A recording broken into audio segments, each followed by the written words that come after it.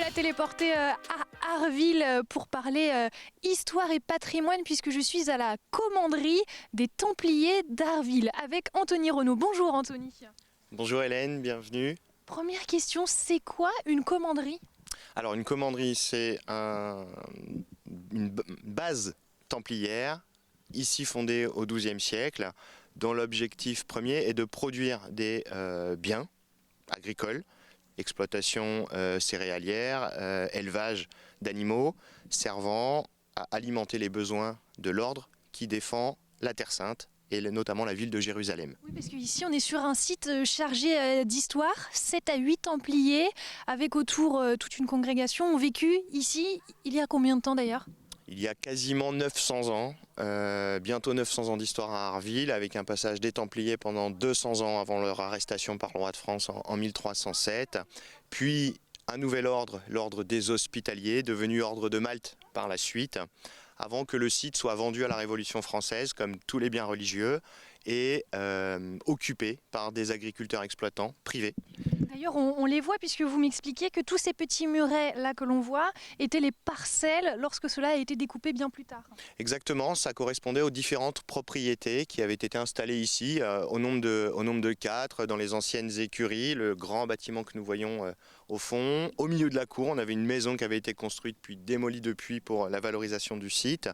Cette grange d'Imière aussi, qui était l'endroit où on récoltait, où on stockait toutes les récoltes, qui était également habité par les agriculteurs au 19e siècle et jusqu'en 1982. Alors c'est peut-être bon de le rappeler parce qu'on n'a peut-être pas tous nos souvenirs d'histoire. C'est quoi un Templier? C'était quoi être Templier à l'époque?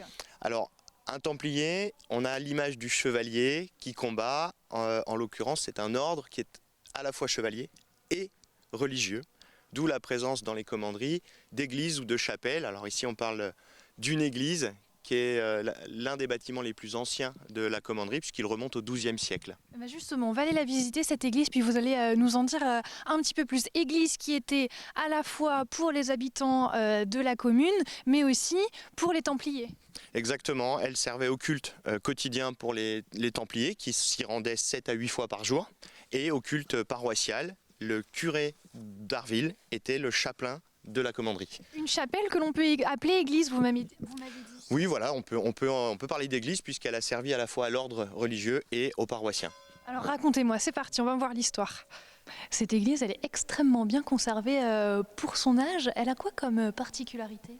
Alors elle a comme particularité d'avoir assez peu évolué déjà depuis son édification au XIIe siècle, hormis sans doute les charpentes qu'on a au-dessus de nos têtes, qu'on peut qualifier de coques de bateaux renversés en lambris, très certainement réhabilitées, restaurées au fur et à mesure de son histoire. Elle a conservé aussi un style très sobre. Qui allait aussi avec l'état d'esprit et l'état demandé par les Templiers. Tout à fait, qui n'est pas un ordre connu pour faire beaucoup de fioritures. On est sur quelque chose d'assez austère, d'assez sobre, dans un style roman, avec des baies d'ouverture assez réduites, et donc une luminosité à l'intérieur qui est relativement faible finalement, puisqu'on est sur des murs très épais avec de toutes petites ouvertures. Est-ce qu'il y a toujours des offices qui se tiennent? Est-ce qu'elle a toujours une fonction religieuse, cette église? Oui, l'église est toujours consacrée, donc on a différents offices religieux qui peuvent s'y tenir, et elle est ouverte à la visite tous les jours d'ouverture de la commanderie d'Arville. Alors, autre élément marquant du site de la commanderie dont vous m'avez parlé, c'est aussi la grange qui est juste à côté de l'église. Je vous propose qu'on s'y rende et puis vous allez me raconter tout ça. Ah oui, effectivement, c'est quand même très très haut. Hein. En effet, oui, c'est une grange Odime qui est assez spacieuse, qu'on ne devine pas, qu'on ne soupçonne pas, et qui est un peu un bâtiment emblématique de la commanderie parce qu'il assoit la fonction première d'une commanderie en Occident, qui est de produire des biens avant de les envoyer en Terre Sainte. Et donc, il faut stocker la dîme, qui est un impôt ecclésiastique, qui correspond à 1/10 de l'ensemble de nos récoltes, qu'on doit aux seigneurs. Les Templiers, les Hospitaliers sont seigneurs sur leur terre, donc on leur doit ces récoltes. Et il faut les stocker dans ce volume d'environ 270 mètres carrés et 3000 mètres cubes au total. Voilà. Et là, on est à, on est à une petite douzaine, 13 mètres de fêtage au-dessus de nos têtes. C'est vrai que je ne sais pas si les téléspectateurs vont s'en rendre compte avec la caméra, mais on a une profondeur quand on est d'en bas qui est assez magistrale. Elle est très très bien conservée. Elle a été rénovée, cette charpente, j'imagine.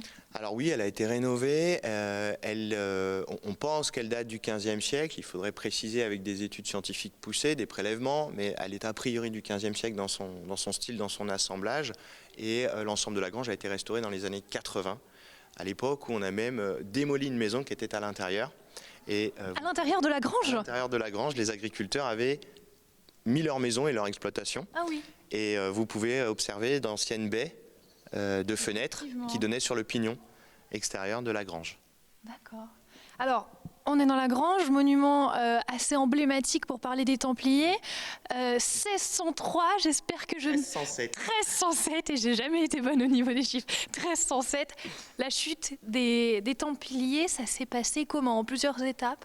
Alors ça s'est passé de manière assez incroyable. On est au tout début du XIVe siècle et tous les Templiers à travers le royaume de France sont arrêtés le même jour à la même heure. Dont ceux d'Arville. Sur ordre du roi Philippe le Bel.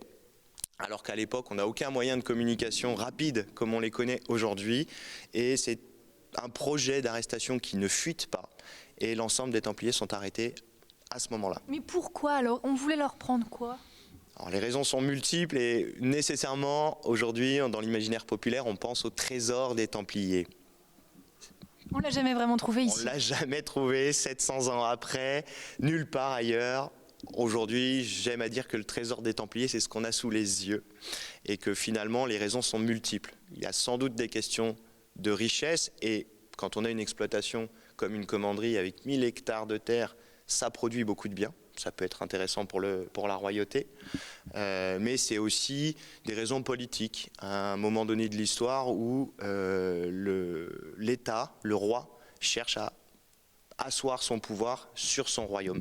On a donc là cette extinction des Templiers. Est-ce qu'il y en a eu encore quand même un petit peu après ou... Les légendes pensent qu'il y en a encore. À travers le Monument Game de la commanderie, on croise peut-être un Templier à Arville aujourd'hui en 2021. Il se trouve que l'ordre a disparu complètement en 1314, au moment où le dernier grand maître est brûlé sur le bûcher. Et l'ensemble des biens sont transférés donc à l'ordre des hospitaliers. Alors vous en avez parlé, Monument Game, ça se passe aujourd'hui à la commanderie. Pourquoi c'est important? Alors Monument Game, on va juste expliquer ce que c'est. En fait, il y a un mystère à résoudre et donc les invités, les visiteurs viennent pour tenter de résoudre toutes ces petites énigmes dans un temps donné. Je ne me trompe pas? C'est presque ça. Alors on est sur le principe d'un escape game qu'on appelle Monument Game parce qu'il se déroule à l'échelle de l'ensemble du site. Donc les joueurs sont invités à se déplacer de bâtiment en bâtiment, d'espace extérieur en espace extérieur, avec pour objectif de libérer une relique qui est maintenue enfermée. Et sur un temps qui est libre, on met entre 2 heures et 2 heures et quart à réaliser le Monument Game d'Arville. Mais on ne donne pas un temps limité. C'est quand même une manière assez géniale de faire venir des visiteurs un dimanche dans un lieu touristique. Exact, et c'est aussi une façon de découvrir un site d'une manière différente et de toucher aussi un public différent qui ne se rend pas nécessairement dans un site pour effectuer une visite, mais pour le découvrir en s'amusant. Alors justement, le maître du jeu, c'est Père Hugues, et je vous propose d'aller tout de suite à sa rencontre. Il va nous expliquer un petit peu les dessous du Monument Game. Merci beaucoup. Merci. Alors on a quitté la salle de la relique pour retrouver Hugues. Bonjour Hugues. Eh bien bonjour. Merci d'être avec nous. C'est vous donc le maître du jeu de ce Monument Game. Alors on est à l'extérieur puisqu'actuellement il y a des gens dedans en train de participer au jeu. Racontez-moi l'histoire du jeu. C'est quoi le rôle là ? Alors en fait tout simplement les équipes vont devoir trouver un moyen de débloquer la relique en fait qui fait partie du trésor des Templiers. Et cette relique en fait elle ne peut être débloquée qu'en résolvant des énigmes. En fait, ces énigmes vont indiquer des poinçons, et ces poinçons-là, en fait, sont disséminés dans tout le site. Donc, on est presque à un demi-hectare, en fait, c'est tout l'espace de la commanderie. Et puis, effectivement, une fois qu'ils auront cela, ça leur donnera le dernier code pour accéder au dernier cadenas et pour pouvoir libérer la relique. Bien sûr, les meilleures équipes, enfin celles qui font les meilleurs temps, les 5 meilleurs, en fait, auront bien sûr la récompense. France. C'est le deuxième week-end que ce Monument Game est mis en place. Ça n'arrête pas. C'est-à-dire que depuis qu'on est arrivé, il y a la queue devant la salle de la relique pour participer. Les Monument Games, ce sont vraiment des activités qui attirent du public et qui fonctionnent.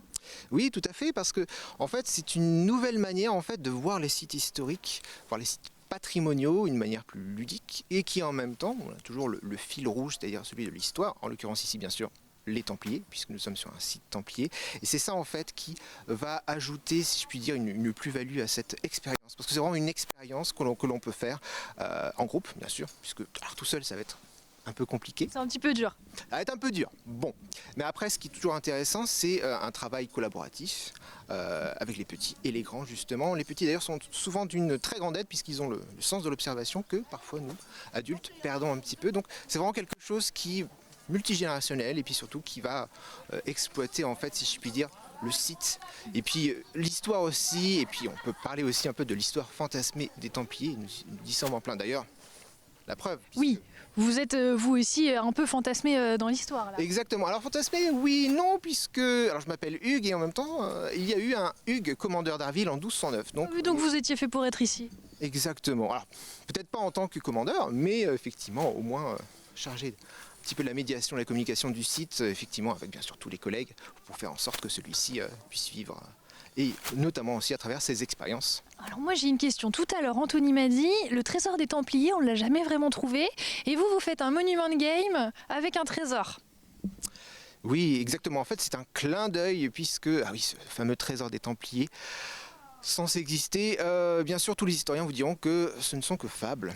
Mais bien sûr comme nous sommes sur une mythologie littéralement qui s'est créée sur les Templiers, profite un petit peu de cette, si je puis dire, de cette mythologie, tout en rappelant bien sûr évidemment que cela n'est que fantasme et légende. Donc nous sommes toujours là aussi pour rappeler que, bien sûr, on est sur le mythe. Fantasme et légende, très important en tout cas, c'est bien de conserver son imagination et son âme d'enfant. Et d'ailleurs on va rester dans le thème parce que si vous voulez bien Hugues, nous on va continuer l'émission, on va aller à La Flèche, au Festigeux, vous allez voir, c'est parti.